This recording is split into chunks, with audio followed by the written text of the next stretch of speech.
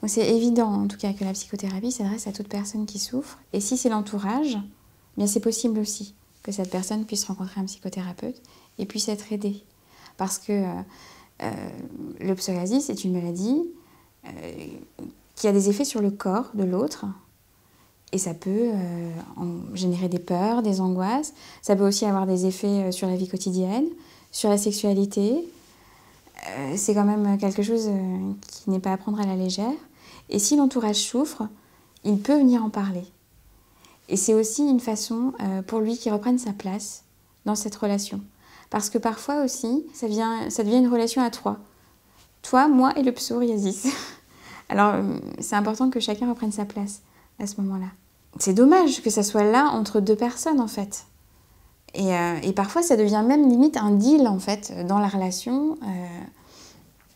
Dire, oui, mais toi, tu fais rien pour qu'on s'en sorte. Enfin, ça devient quelque chose qui n'a pas vraiment sa place, en fait. Donc, la psychothérapie est là pour dénouer les choses. Et si la personne de l'entourage souffre, elle peut tout à fait venir en parler et reprendre sa place. Parce qu'elle se sent impuissante par rapport à ce symptôme, c'est tout à fait humain, c'est tout à fait normal. Par contre, qu'elle veuille essayer de faire plus qu'elle ne peut, ça c'est son symptôme à elle, de vouloir peut-être aider, soigner, faire quelque chose qui n'est pas entre ses mains en fait. Pour conclure, ce qui me semblait fondamental, c'était de respecter la dynamique de partenariat. C'est-à-dire que déjà, on a un médecin qui va s'occuper du corps, le dermatologue qui est là aussi, tous les attributs pharmacologiques pour les traitements de la peau, etc. Et le psychothérapeute qui vient s'occuper de la parole. Donc chacun est à sa place dans cette affaire et il s'agit que chacun y reste. C'est au médecin de dire, écoutez, si vous souffrez, si ça vous fait souffrir, allez consulter un psychothérapeute. Mais ne restez pas avec ça. Mais c'est pas à lui de dire, écoutez, je pense que c'est dans votre tête.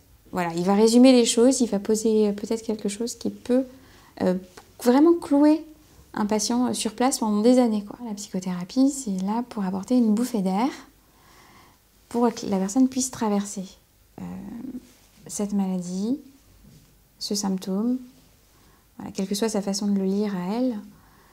On est là pour essayer d'ouvrir les portes, d'ouvrir la parole, de faire que l'être puisse vraiment retrouver une place dans son existence.